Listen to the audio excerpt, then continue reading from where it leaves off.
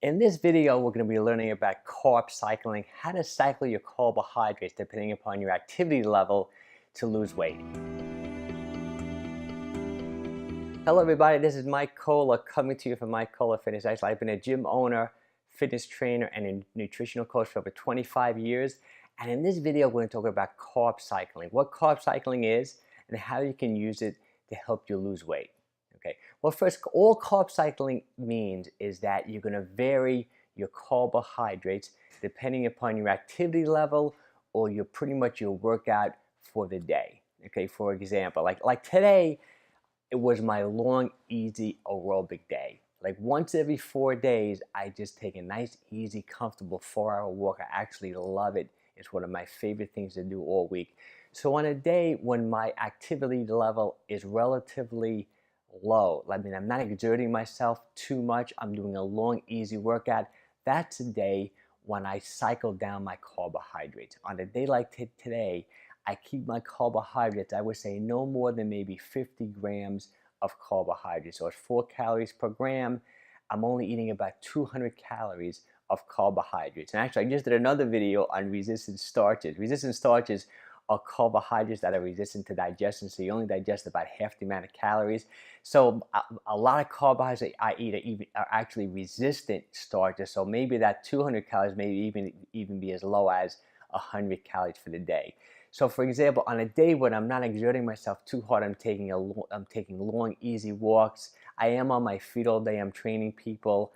This is a fat burning day for me. In fact, a day like today will probably put me in to a mild state of ketosis. I even did a live video about how I go in and out of ketosis, how I kind of cycle in and out of ketosis. It has a lot to do with cycling my carbohydrates. Look for that video on YouTube. It was a great live video I did on YouTube. Okay, so for example, I would say when I'm cycling my carbohydrates, since I had a low carb day today and I kept my activity just like long and easy, I'm going to wake up tomorrow and I'm probably going to be in ketosis. Now, tomorrow is actually a weight training day for me.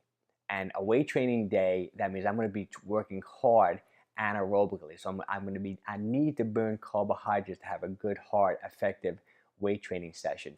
So what I'm going to do in the morning is I'm probably going to carb up in the morning.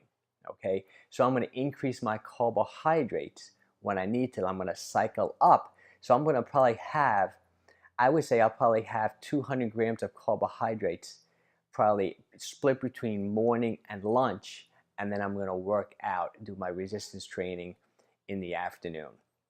Okay, so maybe I'm going to take in 600 to 800 calories of carbohydrates, get myself out of ketosis, and give myself energy to do a nice, good resistance training workout. And also, right after my workout, I always like to do some type of a protein shake with some carbohydrates in it. So it's pretty much going to be a muscle building day tomorrow. So I'm going to cycle up my carbohydrates. Okay. But now, for example, day 3, on my 3rd day of working out, I'm going to do a short, hard aerobic workout. Okay. Now, for example, since I'm not doing the short, hard aerobic workout to like compete in an endurance event, I'm not looking to win a race. I'm doing it to increase my VO2 max, to make my heart stronger.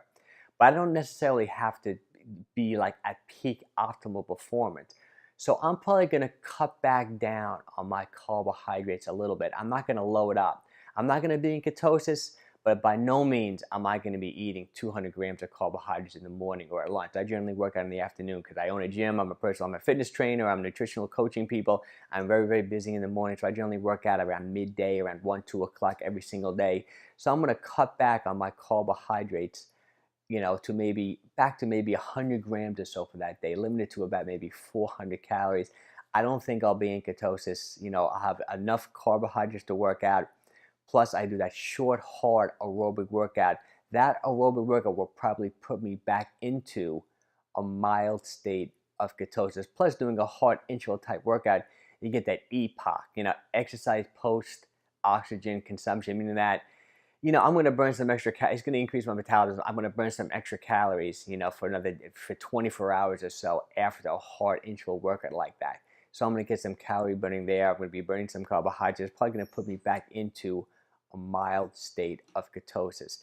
And then me personally, I go into day 4. I use a 4-day cycle of my workout. My day 4 again is going to be back to another hard resistance training workout. So I'm going to do the same thing. I'm going to carb up in the morning, so I have resistance. So I have carbohydrates. I have enough energy, carbohydrates in myself to do a good anaerobic resistance training workout on day 4. Okay, and this is what I'm doing. I go 1, 2, 3, 4. So on the days I do my long, easy aerobics, I cut back on my carbohydrates. I cycle down on my carbohydrates. On the days that I do my hard resistance training, I up my carbohydrates. On the days that I do my short, hard aerobic workout, I cut back on my carbohydrates, not as much as my long, easy day, like my walking day. And then on day 4, I go up again on my carbohydrates to have a good resistance training. In my opinion, when you cycle your carbohydrates like this, you're kind of getting the best of both worlds. On those long, easy aerobic days when I'm reducing my carbs, I'm burning fat. There's just no carbohydrates to burn in my system. And a mild state of ketosis, I'm burning fat. But then I also want the energy to muscle up and to volumize my muscle cells. There's always that rule: for every gram of carbohydrates you store in your muscles in the liver in the form of glycogen, you're going to store a few grams of water. Plus, I'm not a ketogenic athlete. Like I'm not on one of those super high fat, very, very low carbohydrates diets. My body's not used to performing without carbohydrates. I need carbohydrates. So that's why I just cycle. I cycle in and out. If I try to do a hard resistance training workout in ketosis, I wouldn't perform very well. Maybe if I did this on long, I know there's a lot of athletes that do really well with this. Maybe if I did it for very long periods of time and I stayed in ketosis for long periods of time, my body would get used to it, and then I might be able to perform well in ketosis. But right now, I'm cycling in and out. I'm cycling my carbohydrates. When I need energy to work out, I increase my carbs. When I do a long, easy workout, I reduce my carbs to burn fat. Now, I'm not saying you have to work out like me, where you're working out every single day, but this is something the average person can do in their life to control their weight all the time. For example, on the days you'll be more active, if you're a golfer, if you're a tennis player, and you know that's your exercise day, increase your carbohydrates that day. But if you're going to have somewhat of a sedentary day, you're going to be in the office all day, you're not going to be moving around, you're not going to be walking, those are days you cut back on your carbohydrates. So don't think you always have to eat the same amount of carbohydrates every single day. You have to adjust your carbohydrates to your activity level. On days when you're not going to be very active, cut back on the carbs.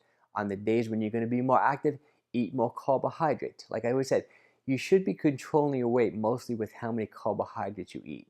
You always want to eat, those healthy fats, the omega-3s, like I said there.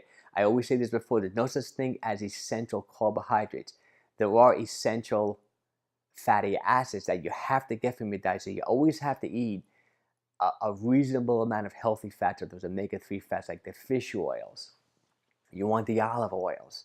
You want, flaxseed. You want foods like that. You want avocados. You want those healthy fats. You also have to eat, like I would say, an adequate amount of protein. You have to have those essential amino acids. Your body's not going to make these proteins. You have to eat them to consume them, okay? If I had to pick a nice macronutrient ratio, macronutrients are basically just fats, carbohydrates, and protein. Right now, me personally, I'm getting most of my calories from fat, and then I'm probably getting an even amount of maybe protein and carbohydrates. So I'm getting 50% of my calories from healthy fats, maybe 25 from protein, maybe 25 from carbohydrates. But I don't eat a consistent amount of carbohydrates every day. I vary them depending upon my activity level, and I think you should do it. Well, I hope you enjoyed this video. I know maybe this concept of carb cycling might be new to you. If you're into physique enhancement, you're a bodybuilder, I'm sure you're familiar with the term. But the average person never really heard about carb cycling. Okay, now if you had any questions, make sure you drop me an email. Also, if you're watching this on Facebook, give me a thumbs up. If you're watching this on YouTube, subscribe to my channel. I want to thank all the people that subscribe to my channel. I really do appreciate it. If you have any questions, drop me an email, drop me a message. And also, I always like to end these videos by saying, if you live in Westchester, New York, and you're looking to lose some weight, if you need some nutritional coaching, if you're looking for a great personal training gym to work out in, look me up. I'm in Mount Kisco right now, Mount Kisco, New York. My name is Mike Cola, and the gym is called Mike Cola Fitness. Take care, everyone, and I hope everyone's having a wonderful day.